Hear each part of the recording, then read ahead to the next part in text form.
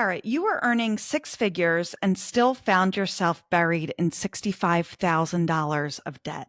That's a reality so many women quietly face, and they can relate to it. What was really going on beneath the surface of your relationship with money at that time? I think that there was a lot of hiding. There was a lot of shame. There was a lot of confusion. I think there was a lot of ignorance, literally around like how numbers are supposed to go. How much should you save? How much should you be? How do you understand and calculate compound interest? So knowing just the basics around basic math, in addition to the emotional elements of shame, plus coupled with being, and it was like different times. I had 40K, I had 65K over the course of my debt journey, and 40K in the last bit of it when I was making six figures. And I think there's also a shame around people who make six figures. They're expected to know everything. They're expected that how much they make is somehow connects with how much they know about money. And we know that's not true. And I think that luckily I'm a self-aware person. I was a self-aware person and knew that, especially at this time of my journey of getting out of debt, I had more tools emotionally and financially to be able to create a plan that I could stick with that was sustainable, that attended to me emotionally and financially. But the first parts of it, I wanted to have no parts around my debt. And I thought that ghosting my lenders would be a legitimate and well thought out strategy. So that was what I did for a large part of my credit card and student loan journey, was just not pay it back and hope that they would go away. But luckily I was able to figure out that this was not going to go away. And that wasn't even on my own. That was my mom looking at me crazy one day when the bills were coming, and I was mad. I was venting to my mom saying, "Mom, can you believe that they're asking me for this money?" And she's looking at me like, "Girl, yes, I do. And the reason that the balances are going up is because that's interest and late fees." So it was that moment. I didn't get to it myself. I always tell people that was not a moment of my clarity and self-awareness. It was external and well received eventually. But yeah, those were all the feelings that I was going through at that time. That's such a funny but powerful story about your mom going, well, duh, like, of Yeah. course it's, and yes, you have to pay this. Yeah. Was that one of the first like money conversations you had with your mom, or was money regularly talked about? Because you're so right. I say this all the time. We do what we're supposed to do. We go and we get an education, or we get our skill and we get our training, and then we get our job and we make good money, and we're following all the steps. Like, we're being good girls and we do what we're supposed to do. And we're just expected to know how to manage all of this stuff, manage our money. And there's training, and we learn, and people talk about like every other aspect of life except for money. And it's so odd because we use it all the time. Society, we can't function without it, but there's no training on it. There's no conversation about it. So with was that your first conversation with your mom about money, or did you grow up talking about it? It's an interesting conversation, because if we were to honestly dissect the conversation and the strategy that I used around avoidance, my mom, when she had credit card debt, she would have me pick up the phone and tell the creditors she's not here. So I had lessons in these things. And I think that is the larger conversation, and the larger aha moment was that I think I was doing what I saw, but when it's done with another person, you're able to offer clarity. But sometimes in that moment, because my mom was a single mom, because she was dealing with, raising two kids by herself, she saw this as maybe a strategy, but she knew the why. So similar to what you're talking about, we do all the things, we do all the moves, but we have no real understanding of what the reason is. What's the point? Then you're just making kind of these empty moves. And so you never really have the insight or the foresight to stop and say, well, what does good look like? What does the end or the goal look like? What am I supposed to be stopping and waiting for, or realizing that I've gotten to this point, or the end of my journey? Because that's never really part of the conversation. And growing up too, money was often talked about in terms of what we don't have. So we don't have money for this. Or it was talked about in terms of people trying to take our money. So family members trying to take our money, government trying to take our money. When you go to the store, things are too expensive. So the storekeepers trying to take our money. So definitely a place of scarcity. So when I saw these student loan people asking for their money, I was like, see, someone else trying to take my money. Let me just avoid them. So it makes sense now that we're talking about it, but we realize that is no way to create wealth, one, two, have a healthy relationship with money, and then three, break the cycle, because now I have a daughter and we want to make sure, and I've done my part to make sure that I break that cycle. Thank you for sharing that. I honestly, I got goosebumps when you just said that story, because it's so powerful, because that just shows how the way we grow up and what we hear about money, and even that small action of, I'm not here, answer the phone for me. I mean, that made an impact on you, and that all your mom didn't tell you this is how we address creditors or someone calling, but through the action in your brain, that's how you taught it was taught to you. But Yeah. it's funny because and it's, correct me if I'm wrong, it doesn't sound like she made walked you across the bridge with her when she went from, don't answer the phone when the creditors are calling, to, well, duh, of course you have to pay your bill. So you're still on the other side of the bridge going, I don't answer the phone, or I just ignore them, when she's over here on the other side. And I actually just put out an episode today about what parents can do when talking to their kids about money. And one of the things is, admit your mistakes. Say when you were wrong. Your child's not going to think less of you. They're going to respect you even more for it. And they're going to appreciate you sharing and going, wow, my mom made a mistake with money and she learned from it, and now she doesn't want me to repeat it. And it's just so powerful how, as adults, we kind of go through these money journeys, but we kind of forget to bring maybe our children with us on them as we're improving our relationship. Yeah, for sure. I was actually a classroom teacher. So I was a kindergarten teacher, third and fourth grade teacher, and a school administrator for elementary and middle school. And so when I became a parent, and after having started the Frugal Feminista and kind of going through my own journey around financial healing, I wanted to do things a little bit differently with my daughter. And so I wanted to introduce her to age appropriate concepts and ideas around money that allowed her to enter the world of money in a place where it was at least neutral and at best positive and optimistic. So I would find books that had characters that, as a family, work together to find money, save money in a way that brought family together. She could identify with the characters, arc, emotional arc, and the resolution of the story.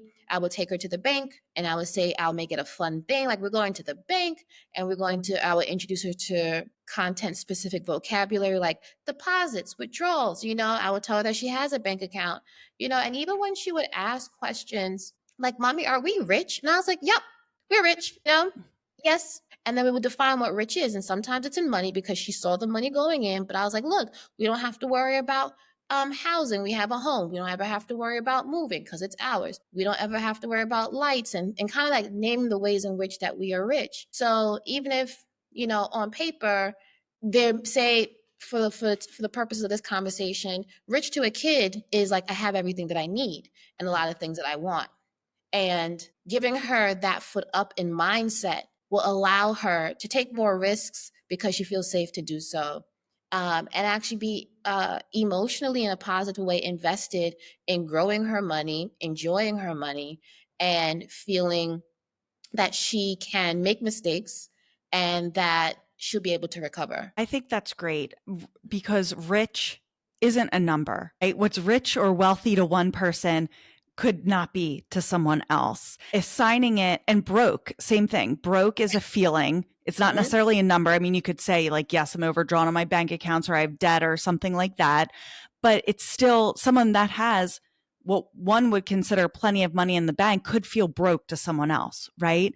So by giving it a feeling, because we assign feeling to money, right? We have these feelings, the way we grew up, um, the way we were taught to think about money, or what have you. We have these feelings about money. So I think that that's fantastic to teach your child. Yeah, rich is a feeling, and this is why you have that feeling, and not assign a number to it. So then you're never chasing that number and feeling almost less than because you're not hitting that number, or you don't have that number in the bank. Exactly. Or even if you have to spend the money and that number goes down. Yeah, So it's the accumulation of the money versus having access to something to make your life easier, or it's an exchange for a service or a good that you need. It kind of helps neutralize what that means, the exchange of money, or, only one, the directionality of money matters. So only if you're saving money does it feel good, or only if you're spending money does it feel good. So making sure that the various ways that money moves, we can appreciate the energy of all of it. absolutely. So let's go back to your debt journey a little bit. So you mentioned the student loans, you mentioned the credit cards. What was like the split between the two as far as your debt goes? It was probably 30% credit card and 70% student loans. Okay. And you talked about compound interest, so like math. And that's a concept many people don't even know, because who just talks about compound interest at the dinner table, right? So and that is an issue, that you're paying the interest on top of the interest. And that's why it could feel like such a mountain when you have that debt. Yep. And you talk about demolishing debt without deprivation, which I Mhm. love, Yeah. because you can create what I call the caged animal effect. If you're only focused on paying down your debt, or if you're only focused on saving money, you feel caged in, right? You feel suffocated. And then at some point, you're going to break out of it. And when you Yep. break out of it, you're buying, you're spending, you're doing, and you're kind of undoing everything you did, right? So for women feeling like debt payoff means punishment, what's Mm. an empowering mindset shift, and what move can they make today? I love that question, and I love the compassion behind it. I think that is also the key word, is to have compassionate goals. I think that when we see people, when I even, I'm a part of the media body that talks about how much debt that they've been able to eliminate in how much time. And I think it's really important to know what your pace is, right? There was a time when I had no children. There was a time I was renting. There was a time I was living at home. So those factors are really, really important. So that's the first thing, is ignore what other people are saying, especially when it's very sensational and in large numbers, because you really don't know what's going on behind closed doors, right? That's the first thing. Second thing is to figure out, in addition to getting out of debt, what else do you want to do with the rest of your year or your life, right? And bring debt along the way, meaning that you have a lot of options. For sometimes in your life, you don't mind living on ramen, staying in a couch and not going out. You can appreciate those times, and that is when you get aggressive with eliminating your debt. But if it's like your best friend's wedding, or you have always wanted to go to X, Y, and Z country, and there's an opportunity, are you going to stop yourself because you're getting out of debt? No, your choices may be a little bit different. Maybe you go during a season where the tickets are cheaper. You may not live in a 5-star hotel. Or if you decide to do those things, you understand that the return on that is that the length and the life of your debt is longer, but will it be worth it? Those are the questions that you have to answer. So when women go and look at their numbers, first I would say is get the numbers down. How many credit cards, how much debt, how much interest, right? And then I think about, what are, like I said, the other things that I want to do, and how much do they cost? And then you can pick and choose. This is something that is worthwhile to do while I'm in debt. And then I would say create some goals that are very aggressive, compassionate, and then extremely compassionate, which means you may go a little bit slower. And then find out what that looks like for you in your journey to eliminate debt. So let's just say you have $50,000 and you want to say, for the first 10, I'm going really hard. So I'm going to stay home, not going to do this, going to sell this, going to ask for more money, going to do all the things very hard. That's the first 10K because that is January through April. And I don't plan to go out. I just plan to go to the gym, stay at home. That's my hibernation phase. That's when I can go hard. Starts getting to spring. I want to be outside. You have a budget for being outside that doesn't take away from your debt elimination journey. It may go a little bit slower in the summer months, but it's still going. Then you move back to maybe an in between level where, for the next 5 to 6 months, you want to go at a pace that really focuses on your debt, but it still allows you to have those one or two moments that you want to experience in life. So that is my advice to women who are trying to tackle debt in a way that doesn't deprive you, because it's a few things. You got into the debt for some reason, whether it is you were living a really great life and you put everything on credit. So enjoy those moments, enjoy the memories because you still have to move on. Or two, you were getting an education and these are the cost of getting an education. Or three, you might have been helping somebody else. All the things, whatever they are, it's the debt served a purpose. So eliminate all the shame around it because it is what it is and it's still here. And so you can't beat yourself up for things that can't be changed other than moving forward with being systematic about eliminating it in a way that doesn't strip you of your dignity, doesn't strip you of joy, and if there's a large amount of debt, doesn't strip you of your momentum to keep going on. And then there's the other kind of basic strategies around. When I was getting out of debt, I would focus not just on the snowball method where you get the smallest debt and then you put the most towards it and then the rest of your debt you pay the minimum. I often paid the debt I liked the least. For whatever reason, I did not like insurance or my telephone bill, whatever it was, right? Or if there's a charge card, you just didn't like the company, whatever. You just have a lot of weird emotions around it. I paid it off first so I can get out of my way. And then it makes it easier to feel the momentum of moving forward. And then for those of us who know the debt avalanche approach is you pay the one with the highest interest rate first. But in addition to that, you can also call the company and negotiate down your interest rate to save some money over the life of that debt.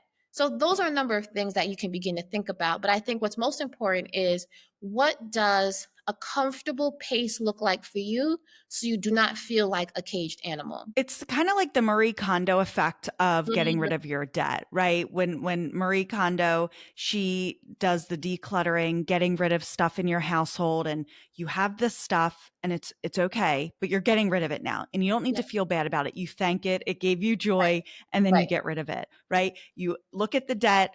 This served a purpose. Some people may disagree with the purpose. It Mhm. may have been extravagant. There may be Mhm. regret. It's okay. It served a purpose. It's here. I can't get rid of it, but let's acknowledge it, sit in it for a second. If there's lessons to be learned, learn from it, and then move on. Now it's just a number that we're tackling. We can have the emotions for a second, but then we move on and now it's just a number. And I think what you said, it's so important to be honest with ourselves of, yeah, in the winter, it's cold. I'm cranky. I'm not leaving the house. I can tackle my debt a lot harder because I'm not doing brunch. I'm not going to brunch on Saturday morning and sitting outside and, happy hour and doing all of these things. Right. But then in the spring and the summer, I'm a lot more social. I'm doing things, what have you. No, I'm not going to be able to tackle that debt as aggressively. And because if you treat every season literally the same, and you say no to stuff, you start to become resentful of the debt, resentful that you can't do things. You feel like you're missing out. And there is an emotional fulfillment of doing some of these things, right? Filling up your cup. And you need that in every aspect of our lives, right? We need to fill up our cup. And by acknowledging, okay, March through October. It's going to be harder, and I'm going to do the best I can, but I'm still going to have a goal of paying X amount each month. But then October through February, yeah, I'm really buttoning up, and I'm tackling it and facing it head on. And I think that that's so important, because that then removes us being hard on ourselves or beating ourselves up Yes. unnecessarily. Mhm. So you've collaborated with Spotify and Amex and built the Frugal Feminista for women juggling meaningful work and a day job. So what financial boundaries helped you manage both of these worlds? That's a great question. So whew, I think that I'll say it very honestly. I think doing my job well, but understanding that if this was going to be something I want to move into, I had to put a limit on going to the 10,000 mile, right? And no one wants to hear that. You want to work, you want to do good work, you want to do your best. But for some of us who are high achievers, our best, sometimes we don't stop at that. We have to go above and above and above and above beyond, not even above beyond. And what ends up happening is that you are basically trading off the future of your business for a place that you have identified is not where you want to stay forever. So the whole goal is to make sure that you're doing excellent work and you leave enough time for yourself to be able to pour into this thing that you consider to be what you want to grow into or want to make a certain amount of money with. So, in concrete terms, it's that your lunchtime is your lunchtime. You are not working during your lunchtime. Maybe you're able to make a call, send an email that's going to get your side hustle to grow up to be your main hustle if that's what you want. You are leaving on time. As much as I don't know the culture, so that, this is all very high level, but this is the things that I did. Leaving on time, or if I had to stay, it's choosing how I wanted to stay. These 2 days versus these 3 days were going to be mine exclusively to work on my business. I leveraged my weekends before I had my daughter. And then when I had my daughter and my husband, we would trade off between, okay, I get mornings to work on this quietly or go to a coffee shop or, someplace. Or I would say I went to the gym, I would bring my stuff with me and work on it at the gym. So I know that once I got home, I could be present. I used vacation time to take advantage of speaking engagements. So oftentimes I'll be leaving the school building and getting on the train to work at Spotify or to present or be on a panel on American Express. And then when things started getting really started to pick up in terms of business, I had to start making even more decisions. And at one time, I had speaking engagements that cut into, say, my sick time, where I had used my sick time and I had to pay with it. My checks would be smaller. But I said towards the end, it's worth it because now I'm transitioning where I'm able to replace that income. And it's not going to be a beautiful, always bump free ride. So I think some people want to hear that. Um, and it's just going to be come as and it's going to flow and it's going to be all those things. Sometimes it's going to be like, yeah, you're going to have less money in your 9 to 5 check when things start going well, but isn't that what you want eventually? So you have to have some skin in the game, I would say, and use the resources that are in front of you to um, move forward in the places that you want to go. That's important, because I think if someone's looking to make the transition from, working for someone else to working for themselves, or just earning higher income, or they have a need within them that they need to fulfill, or they're a high achiever and, they just want more and more and more. And it may not necessarily be more money, but it's more work or filling up that's what fulfills them. Everything you've said, it's being very strategic with it and thinking about it and not just like wigging it, if you will. Yeah. And do you see people that just wing it and some of the mistakes they make, or do we sometimes get into analysis paralysis or the fear? Or with anything with money, I do think you have to be very you need to be thoughtful with your process. Yeah. But tell me more about what you think about like being thoughtful in the money process, whether it's, you know, switching careers or paying down debt, what does the thought process look like? And like, do you do it on your own, or who are good resources to help you through this? That's a great question. I would say a couple things. A lot of times we have a number of financial goals that are all big goals. So say you want to change your job, change your job, or upstart a new business and get out of debt. Those are three big things. Some of them they can't happen at the same time, or it doesn't make sense to happen at the same time because you will be scattered and you may not get as much progress as you would like. So I would say backwards design, thinking about where do I want to be in, say, 3 years, 1 year, 5 years with respect to my finances in those key areas. So it would be, I want to say I have 50K worth of debt. I want to be down 20 or 30%.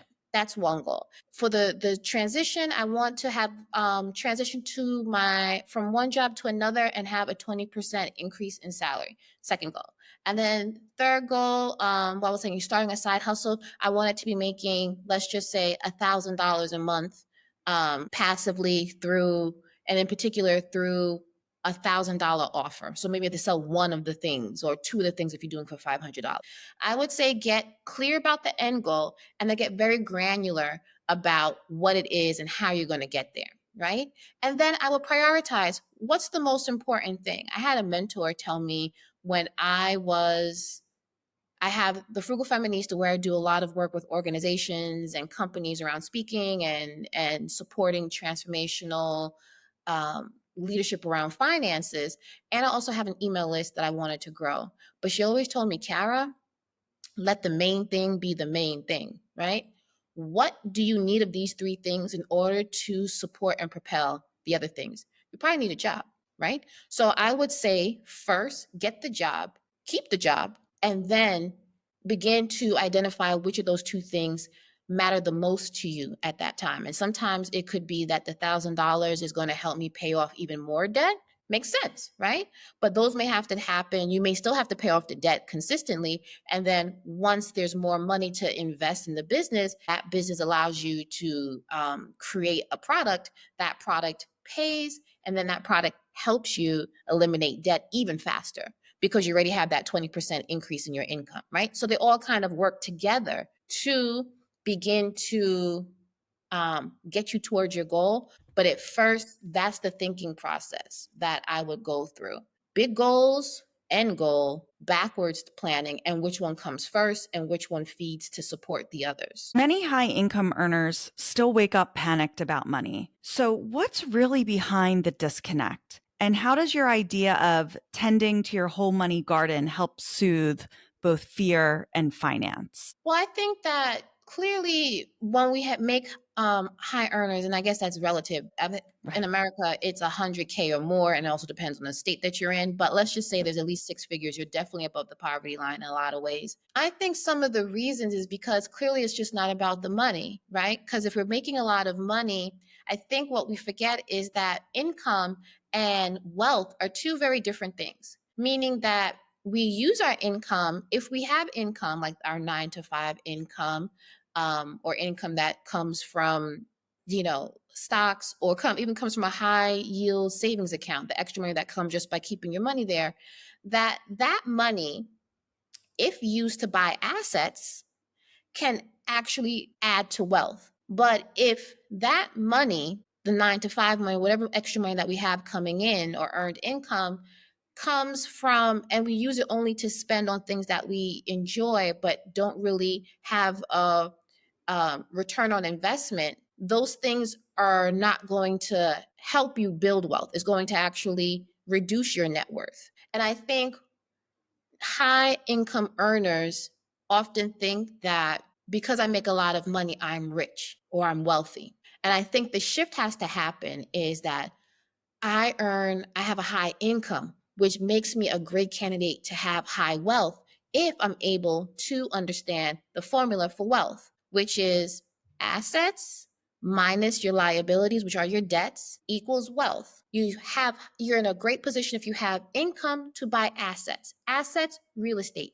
assets, businesses, assets, investments, and let your income money make you buy you a way to make more money without you having to earn it through labor or exchange for time. And I think that's the first step, is that they think that the money is going to come. And I also think that when it comes to waking up and realizing that some of the times that we use money as a blanket or a cover for a proxy for importance, significance, love, and things like that. And oftentimes, for some people who earn a lot of money but aren't using their money to align with their values, they find the spending money becomes this exercise in trying to find significance that they haven't been able to really find fulfillment. And not having this fulfillment, they like, maybe I'm just buying the wrong things. Maybe I'm just spending not enough money to find the thing, instead of getting quiet and getting clarity on what's really important to me. And for a lot of people, a values assessment is needed for them to really realize that, wow, if I spent my money perhaps, and you've identified that your values are adventure, beauty, stability, then so let's talk about adventure. Maybe I'll take one trip. It doesn't have to be international. Maybe I can go, climb a rock, locally. And that may not be, when I look at my overall expenses, have anything to do with the cars or the clothes that I'm buying, that I'm doing it for somebody else. And I'm going in a roundabout way just to say that often when we don't spend in line with our values, we find ourselves overspending in a lot of ways, spending in categories that are wasteful in a way because they don't mean much to us. So once we're able to streamline and identify our values, begin to fund our values, we'll be able to see there's probably a lot extra money left over to be able to invest in things that are assets to grow our wealth, especially if we have high income. So I kind of related. I am on paper Mhm. way too busy to do some of the things that I do that fill my cup up, right? Mm, I'm super involved in my kids' school. I'm the president of the PTO. And everyone I meet that I say that to, they're like, are you nuts? Like, how do you have time to do that? Like, and no, I have to be away from work during the working day to go to the school, to hand out ice cream, to fundraise, to do all of these things. And everyone says, like, you have to stop. Like, you're too busy. You have too much going on. But that's what fills me up. That's what fills up my cup. So it's not spending the money, it's spending my time. And it's almost like you have to experiment a little bit to find what fills you up. If you keep on reaching for more and more and more, with spending or whatever it is, a new car, that whatever it is, and you still find you're reaching for more, it's almost like you have to kind of conduct an experiment with yourself. Maybe go volunteer here, or think, like, if I stopped working tomorrow, what would I do to fill up my time? right. That's probably what is going to make you feel fulfilled. And odds are Absolutely. the answer is not go shopping or buy a car or do this or that. It's giving back or a hobby, right? Right. Right. Or even I've done an assessment where I'm like, okay, Kara, what would be like your perfect day? You know what I mean? And I started to think, okay, well, first I would make my bed because I don't like, my bed looking crazy. I will go to the gym because I want to be healthy, especially as I get older. I will dress up, even if I'm only going to be in the house, because I want to feel cute, right? Talk to my girlfriend. So connection, beauty, health, I begin to see. And then at the end of the day, my skincare routine. Like I'm looking to make sure that, I age with grace, that and I like the ritual of feel like I'm attending to myself. And at the end of the night, I may also spray some perfume just to go to bed. My husband thinks I'm crazy, but that's his business. That's my whole point, is when I step back and say, this is what a full day looks like to me, or I have interesting conversations. I have a podcast, or I may have an interesting client call. Like wealth and promotion and this idea of helping other people is important to me. So service. So I'm able to step back. So what I would suggest too, in addition to your great idea, is for them to think about, what was a day that really felt good? What were you doing? Who were you with? What were you doing? What did it feel like? And then name it and then replicate it. And then block off in your calendar. This is when I am, going to the gym. And if you want to put a value, it's like health, cuteness, beauty, whatever you want to call it. If you're going on the weekend to canoe, it's nature or adventure or novelty. And you have your core values that if you start planning around them and then paying for them, you realize that, like I said, you have a lot of extra money and it feels full. You feel wealthy, you feel rich because it's just like this lovely life. And it's probably a fraction of what you're doing when it's unintentional spending and time being spent in ways that don't really matter to you.